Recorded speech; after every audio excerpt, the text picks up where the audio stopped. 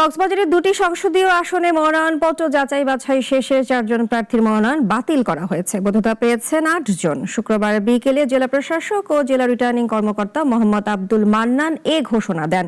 কক্সবাজার 1 আসনে স্বতন্ত্র প্রার্থী মোহাম্মদ সাইফুল ইসলাম, ইসলামী আন্দোলন বাংলাদেশের মোহাম্মদ সরওয়ার আলম কুতুবী, জেলার 2 আসনে জামায়াতে ইসলামীর সহকারী সেক্রেটারি জেনারেল হামিদুর রহমান আজাদ ও স্বতন্ত্র প্রার্থী গোলাম মওলার মনোনয়ন বাতিল করা হয়।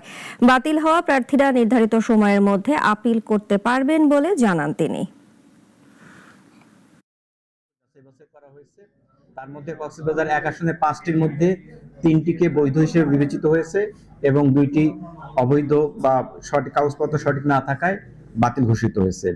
যাদেরটা বাতিল হিসাবে বিবেচিত হয়েছে ওনারা আগামী 5ই জানুয়ারি থেকে 5 থেকে 11 তারিখ পর্যন্ত নির্বাচন কমিশনে আপিল দায়ের করতে পারবেন।